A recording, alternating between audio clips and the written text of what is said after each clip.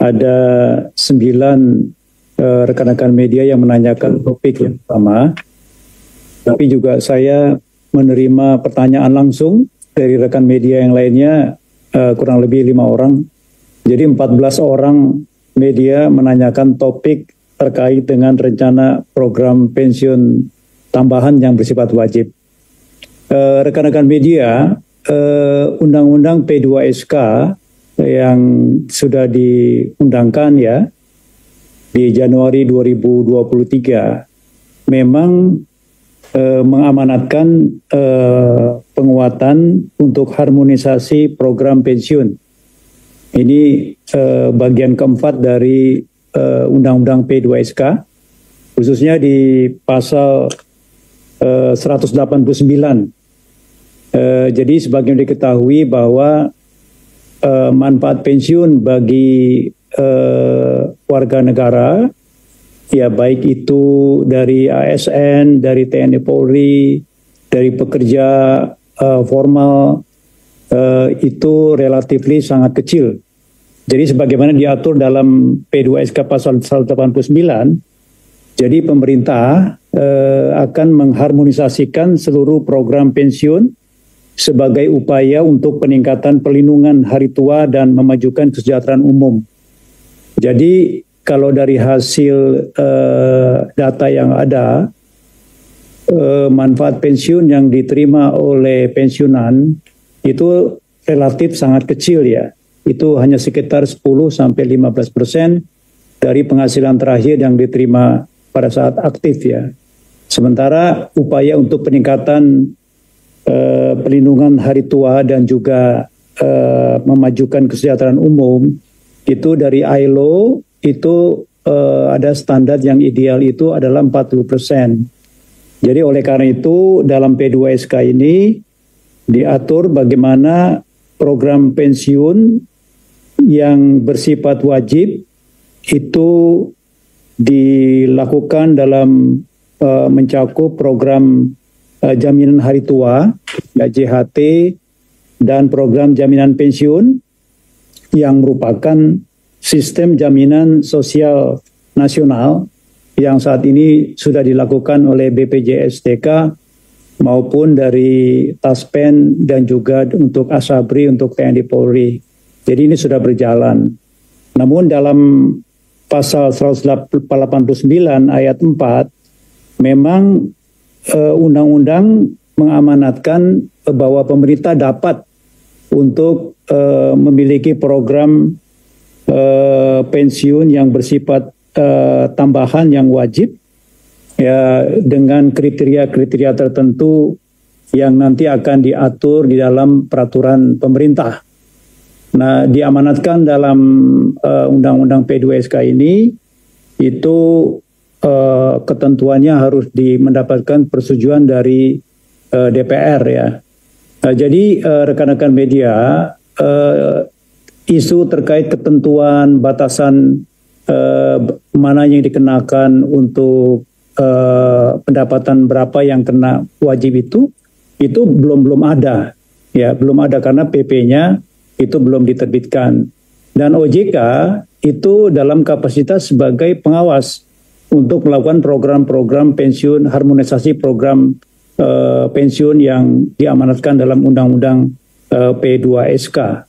Jadi kami dalam hal ini masih menunggu mengenai bentuk ya dari PP terkait dengan harmonisasi program pensiun. Dan ini memang kata-katanya itu dapat ya. Jadi kita memberikan menunggu dari kewenangan yang ada dari pemerintah untuk menerbitkan peraturan pemerintah terkait dengan hal tersebut. Jadi kami belum bisa bertindak lanjut sebelum PP-nya itu diterbitkan. Kemudian lanjut ke pertanyaan kedua mengenai produk anuitas ya. Ini pertanyaan juga cukup banyak, baik langsung pada hari ini maupun juga dari pertanyaan langsung ke OJK ya. Pada intinya tujuan daripada pelaksanaan program pensiun itu adalah menjaga kesinambungan penghasilan setelah memasuki usia pensiun. Jadi sebenarnya setelah usia pensiun, pensiunan itu menerima manfaat pensiun secara berkala bulanan. Itu prinsip daripada pensiunan, program pensiunan ya. Nah kemudian dalam ketentuan yang ada, ketika seseorang itu pensiun, maka diperkenankan 20%-nya itu bisa ditarik sekaligus pada saat yang bersangkutan pensiun. Ya, tetapi 80%-nya itu dilakukan pembayaran berkala bulanan, baik oleh program dana pensiun pemberi kerja maupun oleh dana pensiun dalam produk anuitas yang diberikan oleh perusahaan asuransi. Nah, itu adalah prinsipnya seperti itu. Ya, jadi untuk program anuitas di masa yang lalu sebelum PUJK itu diterbitkan, ya PUJK 27 2023 dan juga PUJK 8 2024, maka dalam prakteknya kurang dari sebulan itu anuitas itu dicairkan atau di-redeem ya. Nah itu dikenakan denda sampai dengan 5%. Nah tetapi kami melihat bahwa itu tidak kurang pas untuk menjadi program pensiunan. Ya harusnya itu anuitas itu diberikan secara berkala setiap bulan.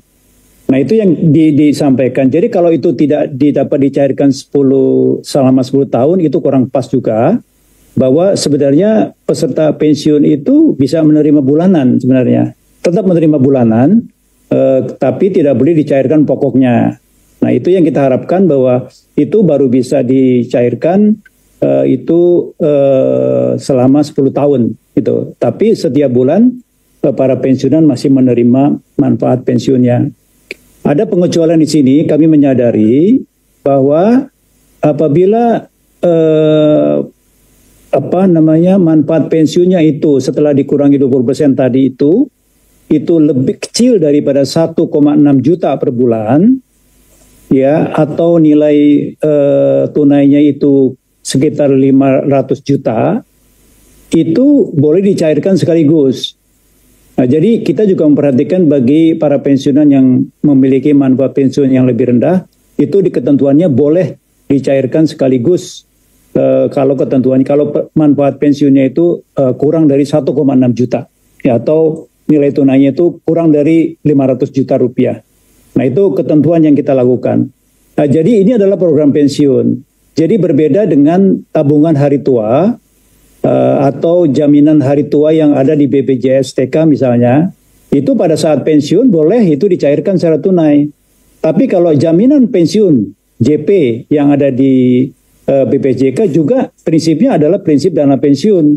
Jadi itu tidak bisa dicairkan, gitu, tidak bisa dicairkan, tapi diterima pensiunnya setiap bulannya. Jadi itu penjelasan dari kami dan kami atur dalam PUJK 27 2023 tentang penyelenggaraan usaha dana pensiun dan juga terkait dengan PUJK 8 2024 yang terkait dengan kontrak asuransi dan distribusi untuk asuransi. Nah, jadi saya berharap bahwa penjelasan ini lebih clear dan bisa dipahami oleh seluruh terutama oleh peserta ya yang memang ketentuan ini berlaku 6 bulan sejak PUJK nomor 8 2024 itu diterbitkan diundangkan tanggal 29 April 2024 dan itu 6 bulan sejak itu mulai berlaku. Jadi memang di akhir Oktober 2024 ini mulai berlaku efektifnya. Mudah-mudahan ini bisa menjelaskan kepada media dan juga menyampaikan kepada publik terkait dengan peraturan terkait dengan hal tersebut. Untuk pertanyaan ketiga terkait dengan kinerja asuransi unit link, ya jadi memang sejak kita melakukan revisi produk unit link PAID itu terjadi koreksi ya terhadap produk itu sendiri yang juga berdampak pada penjualan unit link ya. Memang betul pada saat di sebelum itu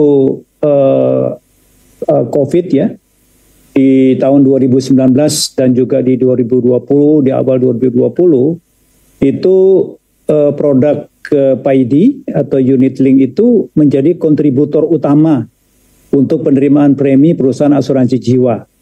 Jadi kalau catatan kami itu selama tahun 2019 itu pendapatan premi untuk produk PAID sebesar 87,85 triliun dan ini berkontribusi sebesar 47,4% dari total premi perusahaan asuransi jiwa. Kemudian di 2020 di awal 2020 juga masih cukup tinggi, nilai premi untuk PAID 84,06 triliun. Yaitu porsinya 48,89% dari total premi perusahaan asuransi.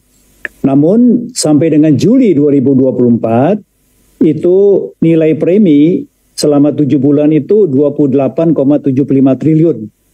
Atau kalau kita rata-ratakan sampai dengan akhir tahun diperkirakan sekitar 49 triliun rupiah.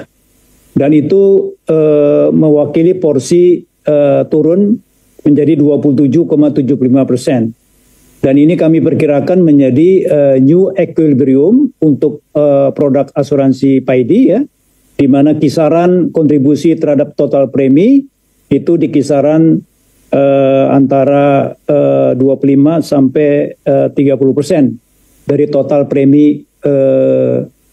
premi daripada perusahaan asuransi jiwa. Dan kami melihat bahwa month to month di 2024 sudah menunjukkan tren yang positif. Artinya premi yang diterima bulanan itu selalu meningkat ya, rata-rata sekitar 20